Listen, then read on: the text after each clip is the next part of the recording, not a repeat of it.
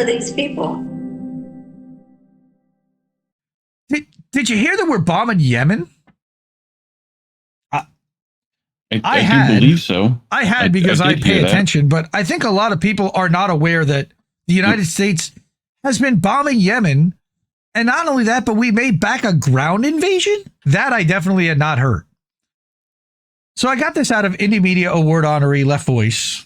And they do pretty good work most of the time. Subscribe to them, support independent media.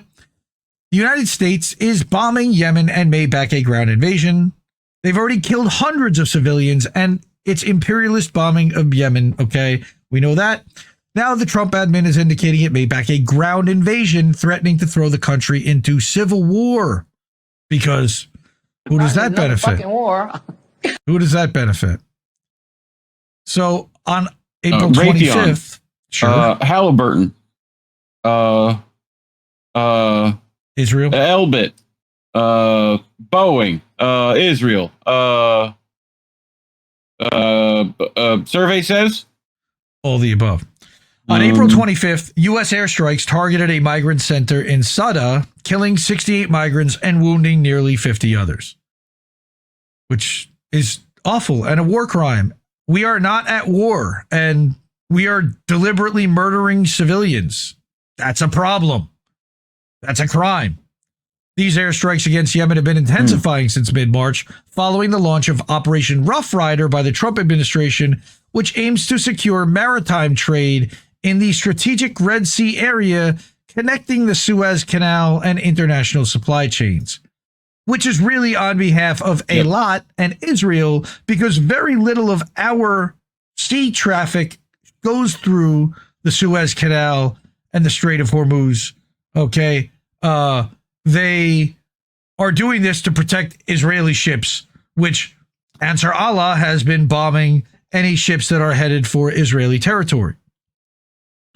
All right. And why are they doing that? They're doing that because Israel is bombing Gaza, and Israel has not stopped bombing Gaza and is murdering Palestinians and also bombing and taking over the West Bank too. They're just stealing land and murdering people. The increase in civilian casualties reflects the violence of the strikes, while the U.S. Central Command threatens to intensify pressure until the objective is achieved, which remains the restoration of freedom in navigation and American deterrence in the region, as reported, of course, by the right-wing capitalist douchebag Wall Street Journal. All right. That's also, I believe, does Rupert Murdoch own that yet? I thought he bought that. I could be wrong. According to the Yemen Data Project, an independent organization, the U.S. Operation Rough Rider has caused 500 civilian casualties, including 158 deaths, 342 wounded, as of April 22nd. And now it continues to rise. In addition to the migrant center on the night of April 27th, new U.S. strikes left another 8 dead, including women and children, okay, in the Takban area on the outskirts of Sana'a. Not to mention the victims in Amran. Like, again, who's suing somebody for murdering women and children, innocent civilians? Somebody needs to bring these people up on charges. What's crazy, I saw one of these bombings. I don't know if it was this one in particular or another one in Yemen, where a Twitter post had posted like location of a supposed like terrorist site, which was like a quarry, you know? Right. And like apparently that's what they used to target it, was a Twitter post, which is just the fuck. Here's your sign. Right. Anyway. The military escalation in Yemen is part of a deeper dynamic of U.S. pressure against Iran. The recent strikes come precisely as the Iranian nuclear issue is at the heart of negotiations. With the reactionary Iranian regime weakened after the fall of al-Assad's dictatorship in Syria and the retreat of Hezbollah in Lebanon, the U.S. is targeting one of the Islamic Republic's last allies to put pressure on Khamenei. That's their leader. Again, being done at the behest of Israel. And I don't know if they get to that. We're going to see in a minute. As the U.S. bombards the country, Saudi Arabia and the U.S. and United Arab Emirates are reportedly preparing a military offensive led by loyalist Yemeni groups aimed at pushing back the Houthis and shifting the balance of power as the truce in place since April of 2022 remains fragile. That's a nice way to say it. All right. The ultra-reactionary Saudi monarchy fears that the instability caused by the rebels will threaten its oil infrastructure and harm its daunting Vision 2030 economic diversification project. Well, but gotta diversify your bonds. These are the poor. This is one of the poorest nations on the planet. It's unbelievable. All right. This Saudi-led military offensive has been explicitly supported by the U.S. According to, again, the capitalist douchebag Wall Street Journal, U.S. officials claim that Yemeni pro-government militias are planning a ground offensive against the Houthis in an attempt to take advantage of a U.S. bombing campaign that's degraded the militant group's capabilities. They're pushing for civil war because they want to put puppet leadership in that's friendly to the United States versus Ansar Allah that's bombing any ship that goes through that's trying to get to Eilat. And they're also, by the way, taking out U.S. Reaper drones. We're going to talk about that in a minute. All right. U.S. officials confirm that Yemeni pro-government militias, like I said, are planning the offensive. Right. They add that the U.S. is willing to support a ground operation led by local forces. That sounds like Afghanistan, while denying its involvement in the ongoing exactly preparations. What it sounds like. This would involve strengthening the capabilities of local factions loyal to the internationally recognized governments, aka funneling money and weapons to local separatist groups, including private militias supported by the U.S. until they decide to turn on us or we call them terrorists and attack them, so that they can assume responsibility for security in the territory, aka the U.S. and Israel take over, just like they're doing in southern Lebanon and in Syria. If you clowns don't see that that's what's going to happen to you, well, that's what's going to happen to you. This U.S. offensive is part of a long history of imperialist interventions in Yemen.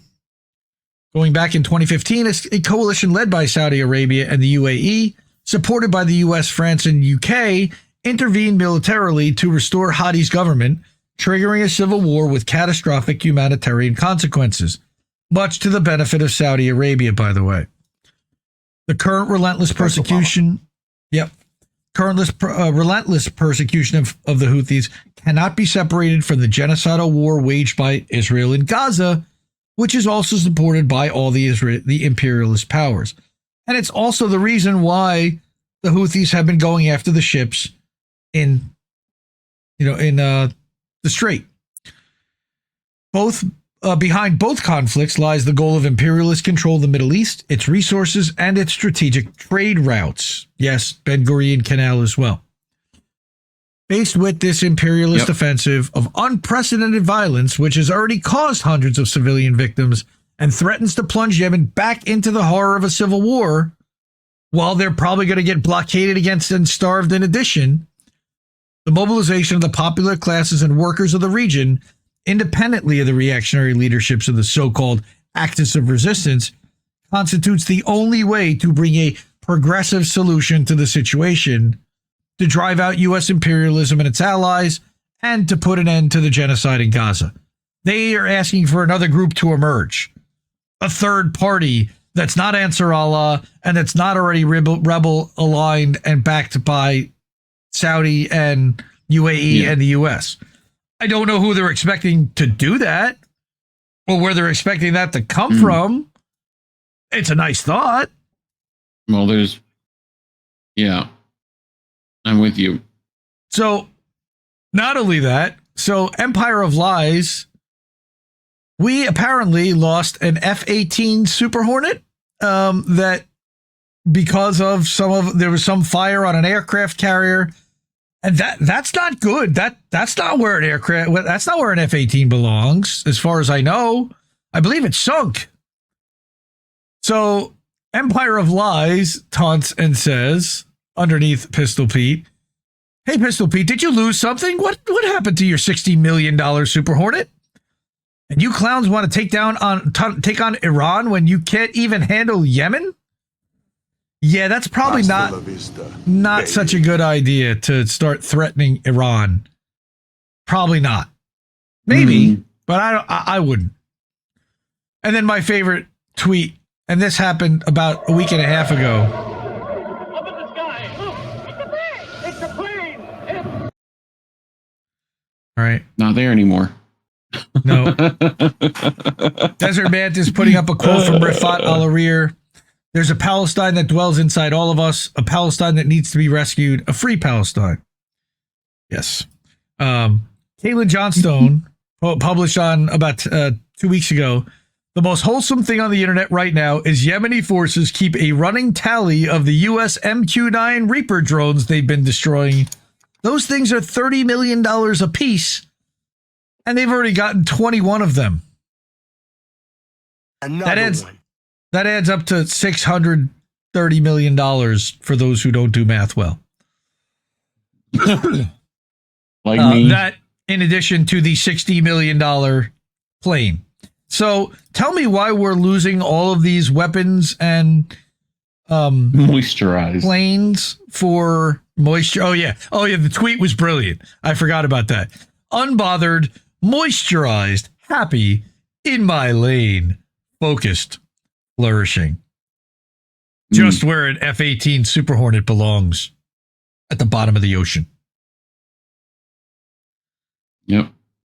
Well, you're certainly not going to see us monetized by YouTube for championing fighting back against the imperialist powers for Yemen. We would never advocate for anyone that they claim to be terrorists, because that would be bad and that would be illegal. But hey, if they want to, again, when they're occupied, resistance is justified, and they're supporting resistance. So if you're able to support monetarily, if not, please share the show. Let other people know about it. If you're able to, Cash App, $Indie News Network, ko-fi.com/Indie News Network, paypal.me/Indie News Network, and INNnewsletter.com. Try through. Money, please. It helps. It certainly does. Let me take a drink, and that'll help too. Gotta be moisturized, bro. Coffee. Yeah, it's in my lane. Focused. Yes. Support independent media because we need it more than ever. I love you all. Have a good night, everyone. Keep listening to what little boats have to tell you. See you in a bit, fam. Bye, Felicia. No! We just fucking lost the stream!